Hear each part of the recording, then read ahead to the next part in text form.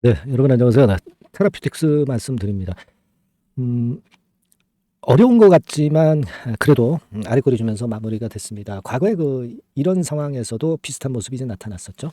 자, 여러분 제가 오늘 말씀을 좀 드릴 부분은 테라피틱스가 실적이 발표가 됐어요. 그러면 이제 우리가 중요한 재무제표 수치 몇 개를 한번 점검을 해보겠습니다. 요거 점검을 해보고요. 실적권에 관련돼서 이제 코멘트를 드릴 거고요. 그리고 우리가 그 CB 물량이 최근에 상장된 건이 이제 부담이 됐잖아요. 그죠? 32만 주. 근데 이 물량이 어떻게 됐을까? 언제 나왔을까? 그래서 소화가 됐을까? 뭐 이런 부분들을 제가 짚어드리겠습니다. 아시겠죠? 그리고 이뮤노믹 테라퓨틱스 있죠? 이뮤노믹 테라퓨틱스에 투자를 한 상태잖아요. 이 HLB 테라퓨틱스가. 요건과 관련해서 몇 가지 제가 말씀드릴 게 있어요. 네, 이 부분들 제가 자세히 짚어드리겠습니다. 네. 자, 그리고 영상 후반부에는 제가 여러분들께 매집할 수 있는 매집주, 매집한다는 얘기는 이제 비중을 확 실을 수 있다는 거죠. 네, 불량주가 아니라 우량주예요. 네, 요거 하나 말씀드리니까 여기서 한번 대박 내시는 매매도 해 보셨으면 하는 그런 바람입니다. 아시겠죠? 자, 그러면 우리가 본론으로 들어가서 먼저 HLB 테라피틱스가 실적이 여러 번 나왔습니다. 예, 그죠? 그래서 이렇게 생각하셔야 돼요. 영업 손실이 약간 늘었어. 그죠? 78억에서 재작년에 78억에서 86억으로 조금 늘었는데요. 근데 우리가 단기 순손실 규모는 축소됐어요. 네. 121억 손실에서 94억으로 좀 줄어들었죠. 네. 얼마입니까 이게? 예, 마이너스 100만, 1000만, 9,400만 원, 9,400만 원이죠. 9,400만 원으로 확연하게 줄어들었어요. 그러니까 지금 우리가 영업 손실만 가지고 본다면은 적자폭이 확대가 된 그런 모습이지만 단기 순손실은 상당폭 줄었다. 그죠? 네, 그걸 우리가 알 수 있었던 그런 모습입니다. 이 단기 순손실은 그럼 영업의 그 이익이라든가 이런 건들이 많아서 단기 순손실을 낸 것이기, 단기 순손실 규모가 줄어든 것이기 때문에 사실은 우리가 영업 손실이 조금 늘어난 부분을 이제 봐야 되겠죠. 네, 그렇게 생각이 되는데 여기 주요 원인이 보면은요. 백신 유통 확대로 인한 매출 증가와 의료기기 사업의 실적 축소로 영업이익이 일부 감소됐다. 뭐 있을 수 있는 정도의 그런 정도의 평이한 요인입니다.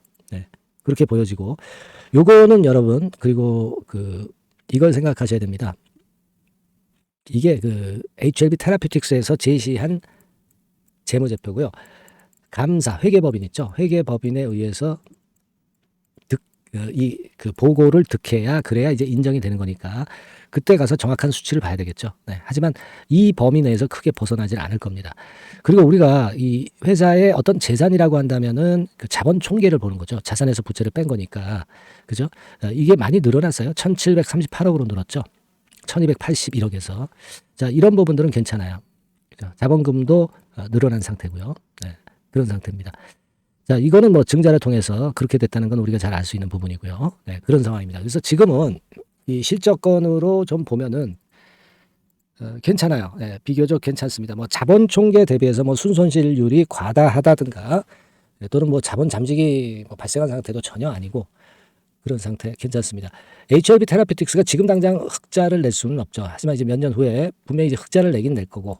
네, 그래서 지금 현재 이 실적 부분에 대한 적자 부분은 부담이 없고요. 오히려 이 실적이 아주 기대보다 더 못하게 나올 것에 대한 불확실성은 제거가 된 거니까 그런 측면에서 나쁘지 않다. 네, 저는 그렇게 좀 말씀을 좀 드리고 싶어요. 아시겠죠? 네, 그걸 말씀 좀 드리고 싶었고요. 네, 그래서 이제 뭐 실적 불확실성도 제거가 다 돼버렸어요. 그리고 우리가 잘 알다시피 물량 측면에서 CB나 BW에 대한 거 절반 이상 지금 소화가 됐다는 거 잘 알고 계시는 거고요. 그러니까 수급면이나 어떤 실적이라는 재료면에서 걸림돌이 자꾸 제거가 되고 있다는 그런 측면들을 생각을 하게 됩니다. 그리고 또 하나는 이거 32만 주 정도 물량이 상장되는 건의 재료가 며칠 전에 이제 나왔잖아요. 근데 여러분 이걸 생각하셔야 됩니다. 이 CB 물량은요. 제가 볼 때는 많이 소진이 됐어요. 이 32만 주에 대한 물량을 말씀을 드리는 거예요. 왜냐하면요. 이 상장일이 2월 29일이라고 공시가 나왔죠. 자, 그러면 이렇게 되는 겁니다. 이렇게 추가 상장 공시가 나타나는 날 전일, 이틀 전에 물량 전환사채 물량이 주식으로 전환된 것을 매도를 미리 할 수가 있어요. 이게 이제 이른바 공매도라고 하기도 합니다. 미리 매도를 할 수 있어요. 그러니까 2월 29일부터 상장돼서 매도할 수 있는 것이 아니라 2월 27일부터 매도를 미리 할 수 있는 겁니다. 그러니까 제 얘기의 핵심은 그렇다면은 대개 2월 27일에 이미 물량이 많이 나왔고 그렇기 때문에 주가가 하락한 것도 있고요.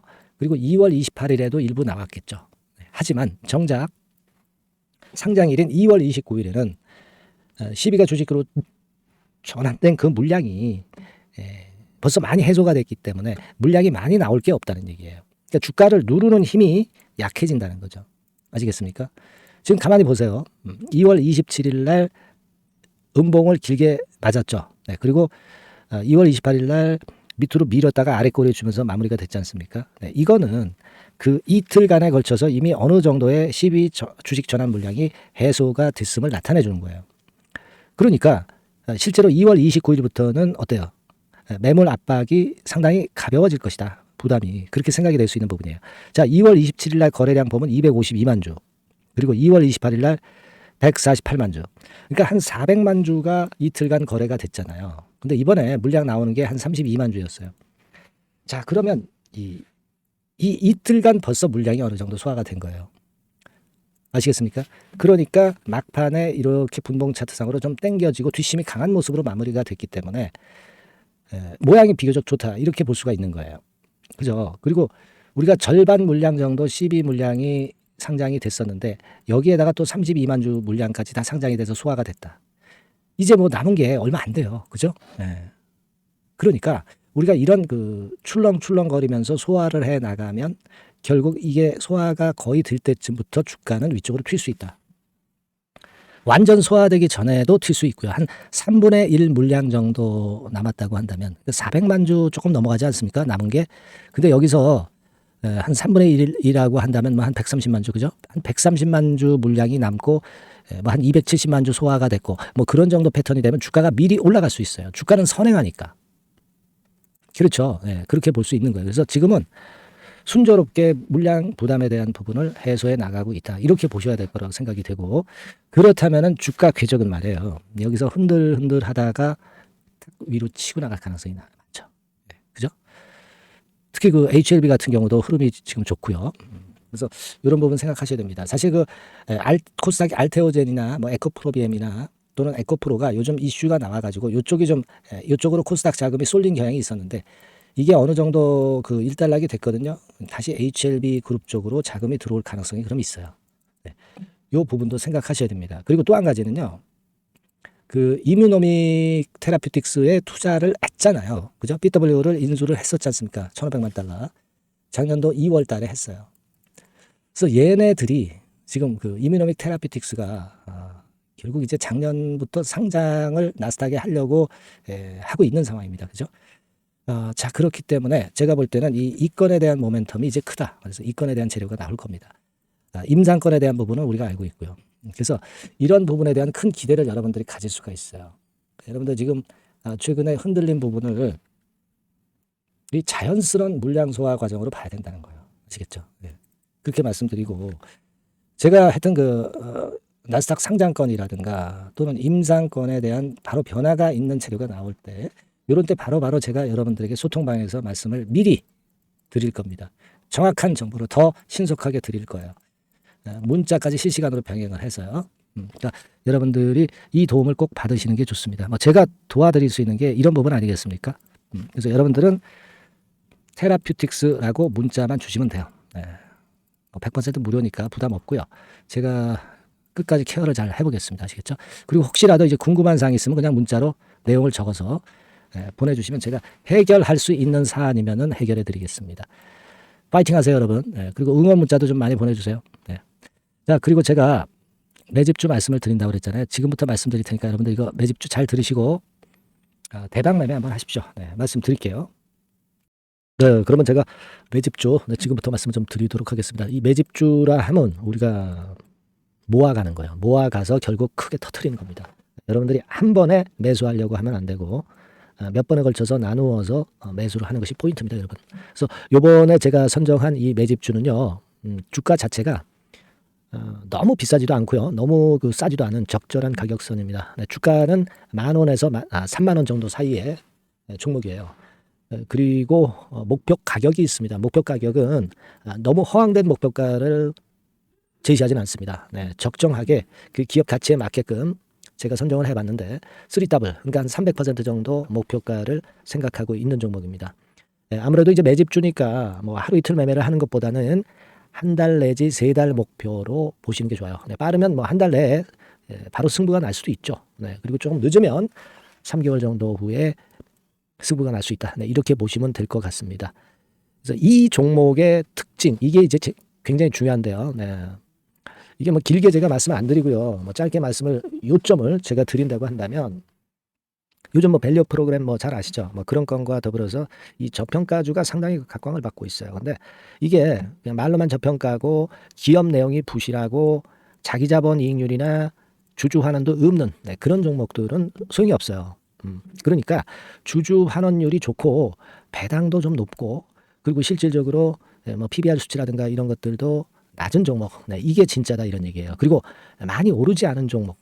올라갈 여력이 있는 종목. 이런 종목이 중요한 겁니다. 그래서 거기에 합당한 종목을 제가 찾았어요. 저평가 종목이면서 주주 환원 의지가 있고 또 주주 환원을 실시하고 있고 해마다 고배당이 확실하고 이런 종목입니다. 그리고 매출하고 이익도 안정성이 지속이 되고 있어요. 이 매출하고 이익이 들쭉날쭉하다면 의미가 없어요. 잠깐 저평가됐다가 매출 이익도 안 좋을 때 일단 저평가 해소되면 그 아무런 의미도 없죠. 그죠? 요거는 잠깐 제가 그 차트를 보여드리면은요. 제가 차트를 한번 여러분들께 보여드리도록 하겠습니다. 요 차트를 한번 보시고 여러분의 진짜 구매에 맞는 종목인지 요거 생각을 해보실 필요가 있는데요. 자, 요거죠. 매집주입니다. 매집주 제가 오늘 소개해드리고 있는 거고 이게 이제 일봉 차트나 월봉 차트는 아니고요. 뭐 주봉 차트입니다. 주봉 차트 최근에 불붙기 시작했어요. 밸류 프로그램 건으로 좀 불붙기 시작해서 또 많이 올랐다면 문제가 되지만은 많이 오르지 않은 그 모멘텀이 있다. 그리고 지금 보면 5주, 20주, 60주도 수렴을 하면서 정배열 패턴으로 주봉이 이제 시작되는 패턴이다. 그죠? 그래서 아마 주가는 새 역사를 지속해서 쓸 가능성이 좀 높지 않겠나. 이렇게 보고 있거든요. 이 종목에 여러분들이 주목할 필요가 있습니다. 뭐 ROE 같은 경우는 20 내지 30% 정도예요. 여러분, 이 ROE 이걸 왜 말씀드리냐면요. ROE 같은 경우가 30%대 정도라고 한다면은요. 우리가 PBR 같은 경우가 대개 한 3배수까지 적정 주가를 보는 겁니다. 여러분 아시겠어요? 그러니까 ROE가 30%라고 한다면 그 자산 가치가 만일 10,000원이다. 그렇다고 한다면은 이게 3만 원 선까지 갈 수 있다고 보는 게 되게 기본적으로 ROE와 PBR과의 관계입니다. 그걸 우리가 명확히 아시고 매매를 하셔야 돼요. 그리고 제가 아까도 말씀드렸죠. PBR이 물론 이제 0.45 내지 0.9배수에 속한 종목인데 이 배당이 없으면 이건 주주 환원이 제대로 되고 있지 않다는 의미이기 때문에 배당하고 같이 봐야 돼요. 배당하고 자기 자본 수익률하고 같이 봐야 된다는 겁니다. 그 점 꼭 생각하셔야 되겠고 거기에 맞는 종목을 제가 추출을 한 겁니다. 그리고 퍼 배수 자체도 3 내지 7배 범위입니다. 자, 그렇기 때문에 이익성 면에서도 또 가치적인 면에서도 이익성 면에서도 모두가 좋은 조건에 해당이 된다는 얘기예요. 배당 그렇죠. 주주 환원 의지 있죠. 매출과 이익 안정성이 있죠. ROE 좋죠. 그죠? 자, 여러분 이 종목은 꼭 같이 하셔가지고 대박 한번 내시고 그런 매매를 좀 했으면 좋겠습니다. 자, 이 매집주를 원하시는 분들은요. 여러분들 제가 밑에 전화번호를 잠깐 보여드릴게요. 자, 이 번호로 문자를 주시면 돼요. 매집이라고 문자를 주시면 됩니다. 아시겠죠? 이 번호로 매집 간단하죠? 여러분 매집이라고 문자 주시면 제가 이 종목 말씀을 바로 드릴 것이고 그리고 언제 사고 언제 파는 거냐 이런 것들 끝까지 제가 케어를 할 거예요. 추천만 해가지고 내팽겨쳐 두는 게 아니라 여러분들이 매도를 끝까지 할 때까지 케어를 할 겁니다. 매집이라고 문자 주시는 분들에게는 최선을 다해서 케어를 하겠습니다. 아시겠죠? 여러분 감사합니다.